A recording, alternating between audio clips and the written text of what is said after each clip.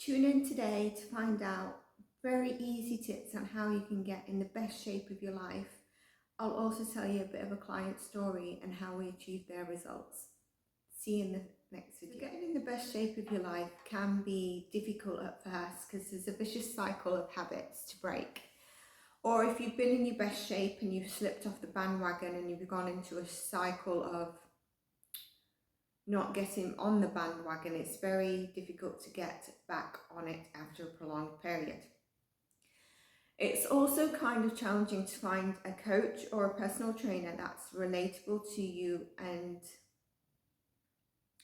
everyone who's qualified should know how to achieve your goals, but it's about the person who works well with you, understands your goals, and also one thing that was lacking in my experience was actually educating me about how I can also go ahead and achieve my goals, whether the coach is around or not around.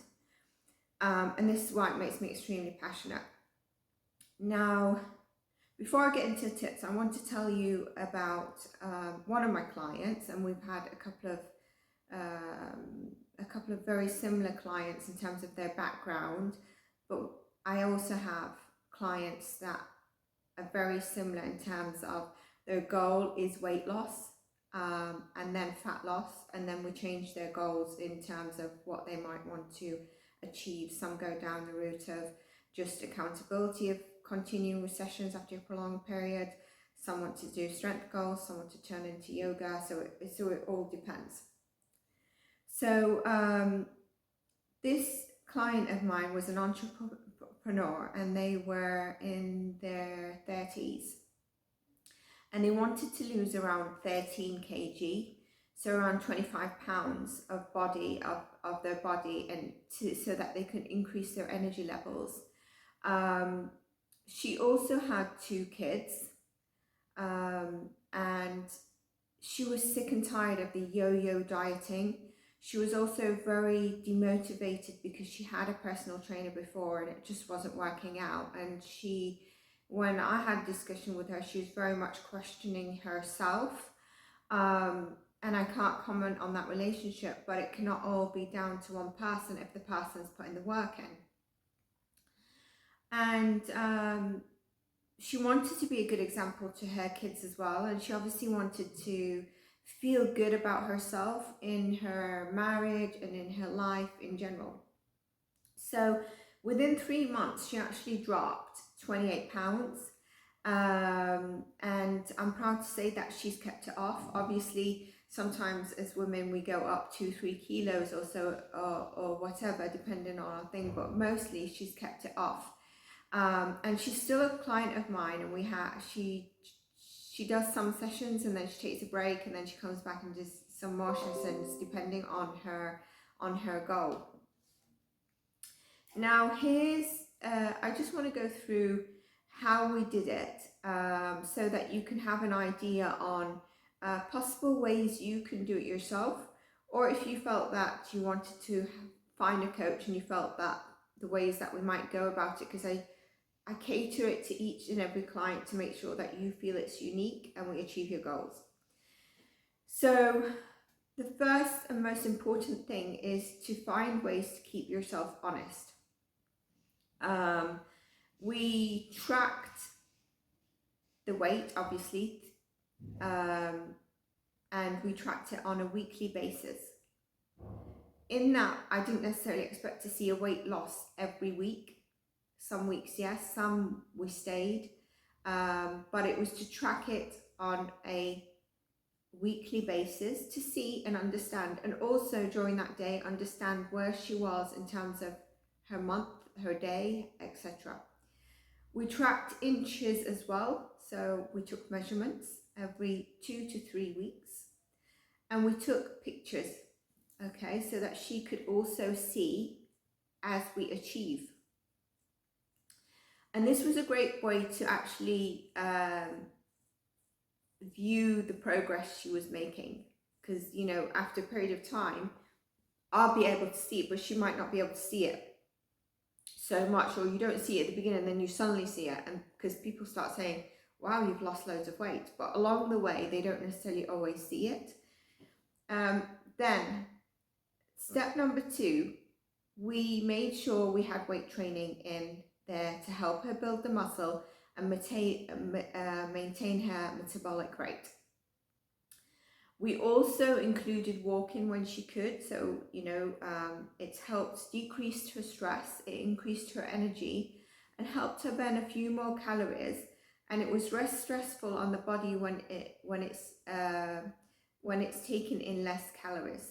Okay, because I don't believe in that it's sustainable to always do, for example, morning cardio, evening sessions, or fasted cardio in evening sessions. If you're not going to compete or etc., or you just don't want to slim down, but continuously every day, every year, it's not sustainable, it's not ideal without giving your body for a break. And especially in women, there's reasons around it, and I'll go into that in a different video.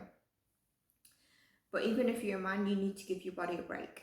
And men have more muscle mass in general, so unless you are competing, unless you're at the beginning of trying to shred, there is really no need for it if you're getting your gym session in and a walk in there as well.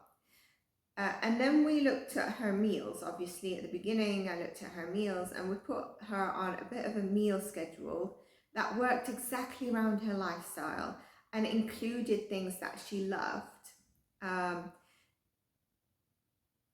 80% of the calories she ate were single ingredient, nutrient dense foods. And then we looked at optimizing sleep, one I'm guilty of. We made sure that she started to wind down her sleep, ready for sleep, a couple of hours before. So it wasn't like the kids were running around, need a bath, everyone's screaming, trying to put the kids to bed, they come out the bedroom, blah blah blah, and then 15 minutes she's trying to rush to sleep because it's getting late, etc. No, we did a bit of a schedule where she'll start stuff, so then she has time, downtime for herself, that slowly gets her into a more chilled mode, ready for sleep. So it put her in better line with her rhythms, and she started to feel more chilled and ready to sleep by the time it was the ideal time for her to sleep. Okay. And I'll go into this a little more detail because I'm a bit of a night owl, so a lot of the things that get posted around are, if you want a successful life or achieve health, wake up at 6 a.m. Yes, but what if you sleep at 1 a.m.? Okay, what if you're more productive at a certain time in the day, etc., etc. So it really needs to cater down to your schedule, so don't let those things make you feel bad. I understand why they are promoted, but we need to adapt our lifestyle as well as try and take on the cardio rhythm. Number 5 was coaching and accountability, and also her having a network. So this is really important if you're struggling with your fitness goals or staying on track. Having a coach or coaching and accountability, and also feeling connected to the person and coach and community, really helps you achieve your goals. And these 5 things really helped her and hundreds of people, clients of mine and other entrepreneurs that we've worked with, and those that I've personally coached and then trained to coach, and they will work for you. So let's stop procrastinating on our body and let's get started. So let me go into the tips.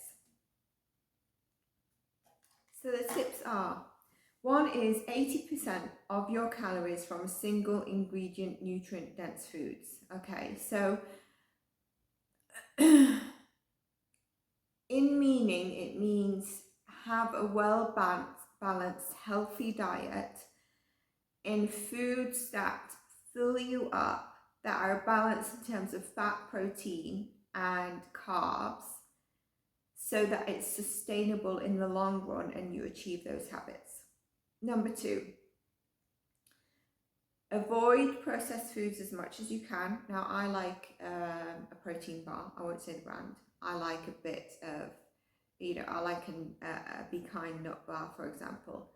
So it's not getting rid of them, but as much as possible, try and avoid processed foods and junk foods as much as possible. They're addictive and they've got devoid nutrients and they leave you feeling empty, and that's why you continue to grab other stuff. If you notice, when you have a well balanced, healthy, homemade or a made meal from a place where it's made fresh, it's a lot more filling than something that's already processed, already ready, microwavable, or snack bars or whatever it is.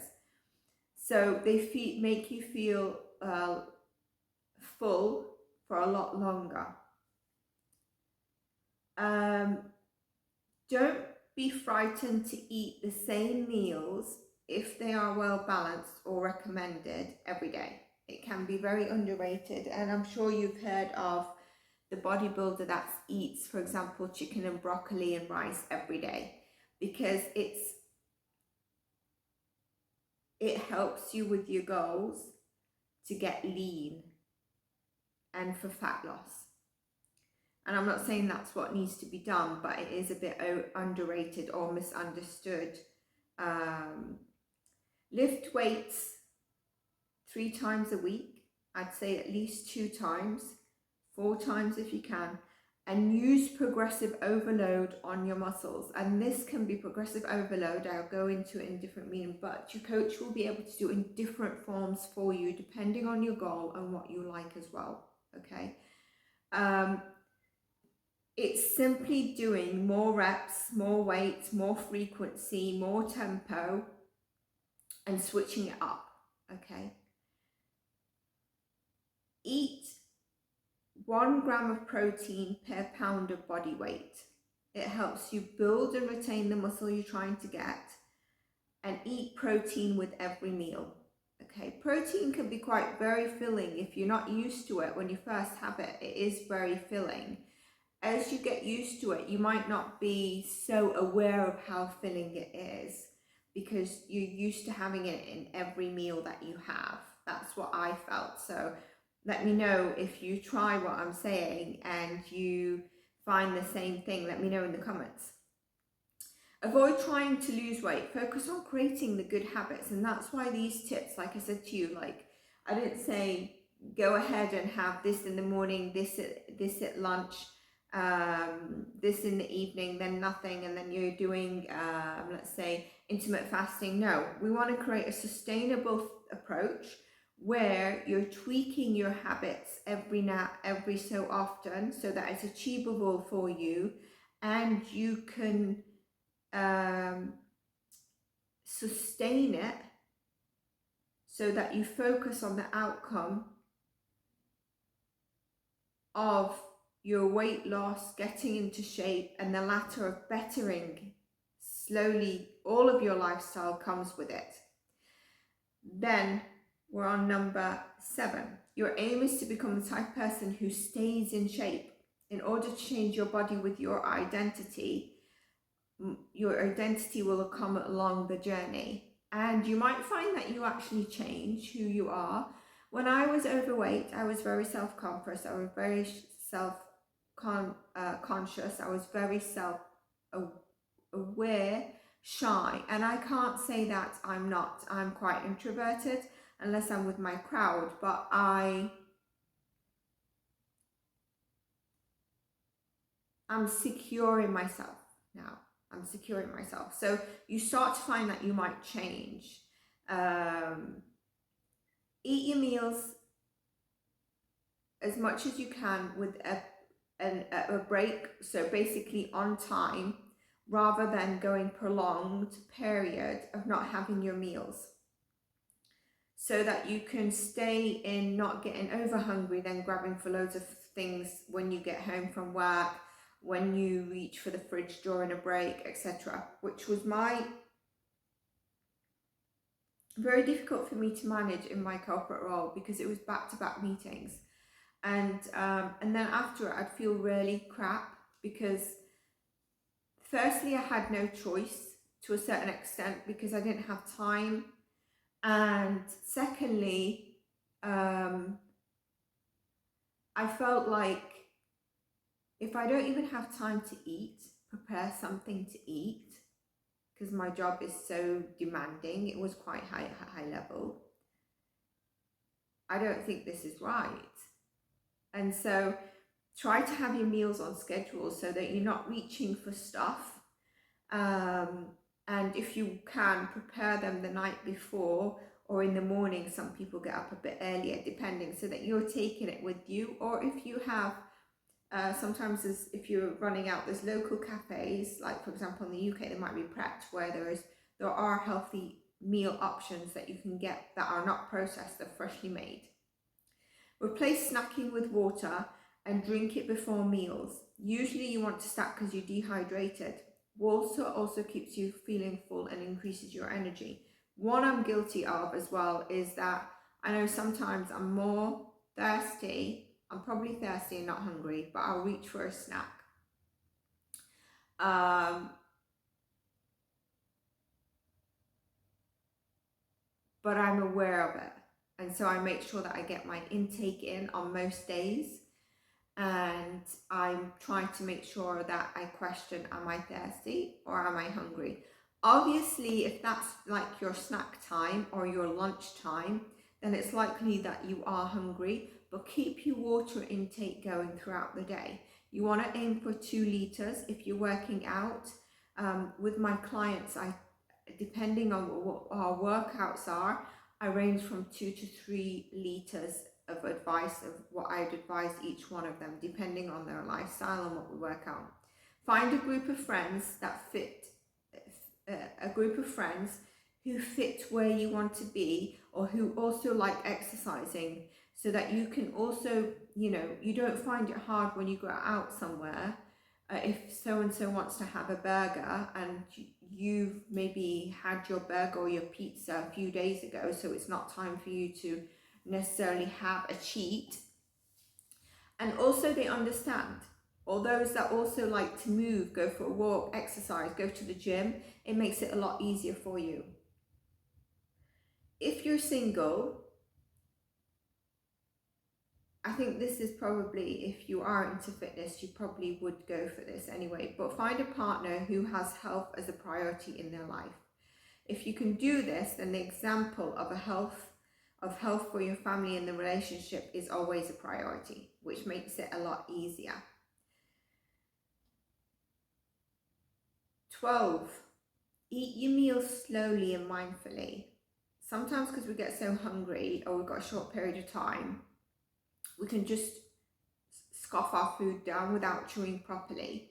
But you need to chew your food, mindfully ingest your food, and this helps you digest and feel full longer after each meal.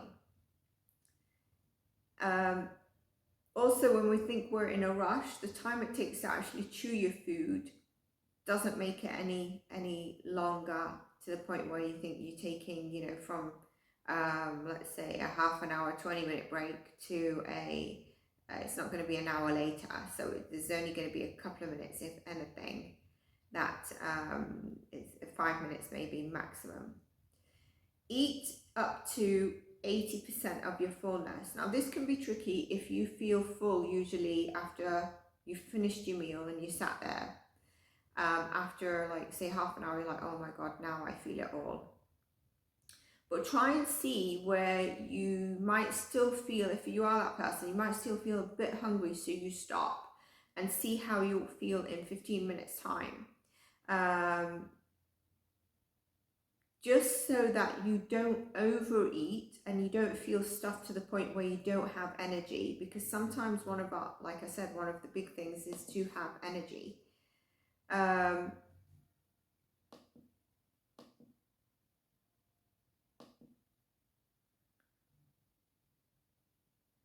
If you can, create a habit of taking walks whenever you can. Maybe it's not every single day, maybe it's most days of the week. Try to get walks in so that you are getting your 8 to 10k steps a day, and it improves your health so much. It burns your calories. Some people actually find it quite therapeutic and the stress levels lowering. It speeds recovery in a lot of stuff. It decreases stress, improves your cognitive function, and it's not stressful on your body. In fact, like I said, you might find it quite therapeutic, de-stressing. Get your steps in by walking in the morning, after meals, doing your walking in the meetings. That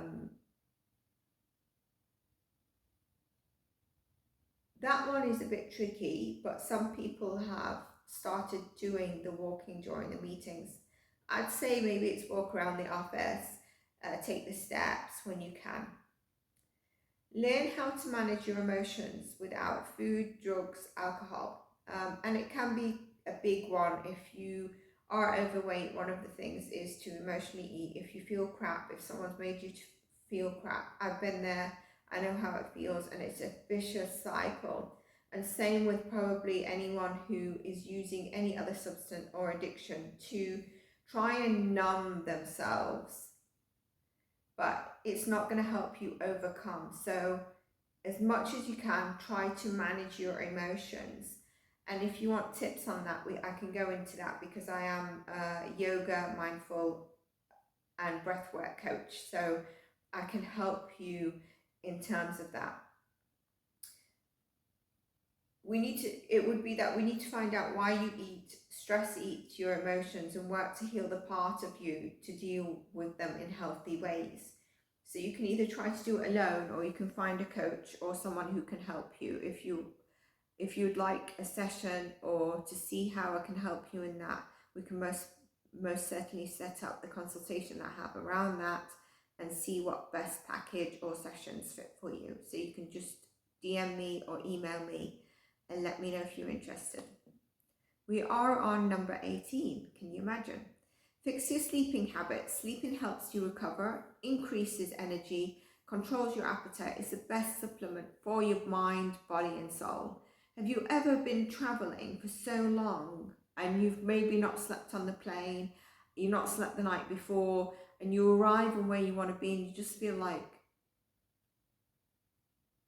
crying or breaking down, or like I feel like a zombie? It's because you've not slept, you've not rested, and then after a day or two you start to feel more in one with yourself. You've had a night's sleep. Sleep is so important. Some people say to use the 3-2 method for sleep, and it can be no food for 3 hours before sleeping, no liquids 2 hours, and no bright screens 1 hour before sleeping. And that's just to avoid you, one, getting hyperactive and trying to get you into a more chilled mode, and two, the food and the liquids making sure you don't wake up, or your stomach's trying to digest while you're trying to sleep, or liquids you're waking up to go to the loo or the toilet. So some people use 3-2-1 method. You could try it. Be patient is my number 20. Stop trying to rush the process. Start thinking long term. Give yourself the time you need to get in shape. It honestly takes time, but that time is not felt as long as you're just being patient, and you will suddenly see it. And the one that really takes time is the muscle strength and muscle gain. I think weight loss was a lot easier to see, but you will get there. And like I said, if you have a coach in place who's helping you, they can actually show you what you're achieving. And if you trust that coach, you know, if that coach says, I think you've lost some weight here, so in our next measurement we're going to see, you probably trust them. You feel good during what they've stated, or you've progressed, you're doing a lot better, you've just done an extra set. Did you notice that? Did you notice that extra rep? You really pushed it a lot harder than last week. And so you can see from what they're actually giving you as feedback, how you're progressing and how you're actually getting in the best shape of your life. 21, anyone who says that you're too old to get in shape, remove them from your life. You don't need that type of negativity. I totally believe in that. I totally believe in the age-related stuff. Like, you know, not to look down on anyone who's very young and claiming to be an Instagram personal trainer or influencer. It's very easier when you're younger for your body to pull into shape of what you're doing, as opposed to when you're in the 30s and 40s. But also when you're younger, if you don't have someone who's coaching you, it can take you all that time until your 30s and even 40s to fully understand how to get into the best shape and how your workout plans, especially in terms of muscle growth, strength and certain goals, work.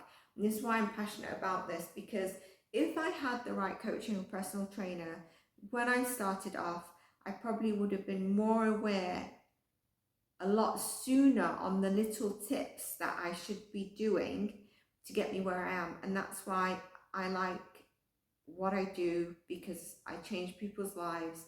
They're also educated. And even though I passed down education and I've qualified as an advanced level trainer, UK approved, US approved, and Middle East approved, I still educate my client. And they're still with me for other goals or other services of life coaching or energy healing or yoga, or coming back for accountability sessions, because we all need an accountable partner. We can't always be self-motivated. Discipline is a big one, and that's why it works more than motivation. And I've gone down a bit of a rabbit hole there with another topic, and that's why I like to take notes. So don't listen to anyone who's negative. You're too old, you're too young. Don't listen to that. We are in an age where it's a bit weird, because if you were in your 40s a while back, you're like, oh, she's on the shelf now, she's just middle-aged. Now if you look at 40s, some of them are more fitter than, you know, some people that are in their 20s. It all depends on what your goal is. So don't let age or anything hold you back, or any naysayers that you're too old, too young to achieve that goal. You're not. Just get the right people around you, get the right coach around you, whatever you need to help support you.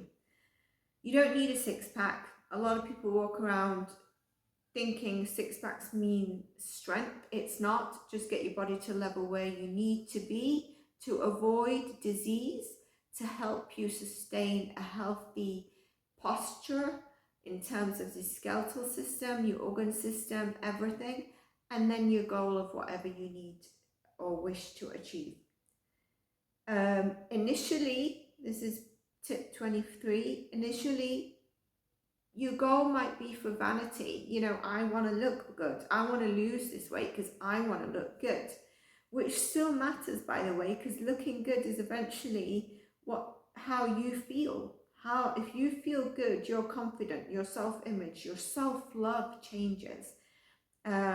You get into shape because you love how you feel as a result of exercising and eating healthy. That's the positive vicious cycle.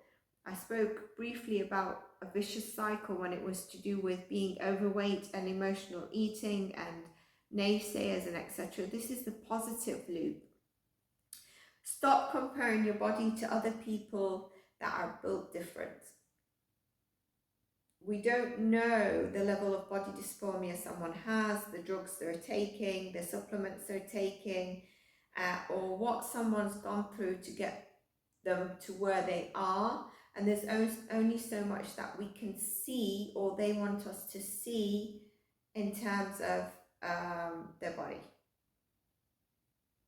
It's a big one for me. I always say about comparison. Be grateful for what your body can do. It's doing what it can to keep you alive. It is your only vessel, and you need to be grateful for it. And that's why looking after it physically is really important.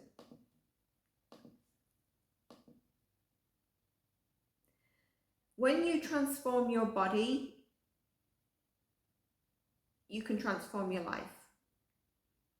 You transform how you feel, you transform how you project yourself, you transform how you go about things in the world, you transform your mind and your soul. And that's why, again, the methods and the coaching I have is about mind, body, and soul. So whether it's even strength exercises, that's body, but I'm working on your mind as well. And along the way, because you're starting to feel better, you're coming into soul alignment. So these are the things that I coach on, and that's why I have various certifications and qualifications, and people might be like, how can you be an energy healer or a yoga teacher, but you're still doing strength training, etc. Because I believe in the alignment, and it's probably something you first hear of and you've not heard of, but I believe in it. I've done it for myself. I know that my body needs that alignment, and some days needs a yoga healing session in comparison to the next day where I need to try and lift heavy. So I hope these helped you on your path into getting into your best shape. If you have any questions, and I can answer any questions, please do drop them in the comment box. If this helped you in any way, please do give us a thumbs up. It helps me understand what you want to see more of, so you can do a comment. I'm happy to do a video on that, happy to answer questions. And also it's going to help me build the channel so that I continue to add in work and information onto the channel, and can build a community where at some stage, hopefully, we can do live sessions on a weekly basis. And that means that gives us all the community. One of the tips was to have community and network of like-minded people. So I'll catch you in our next video, and I hope you have an amazing day. Take care.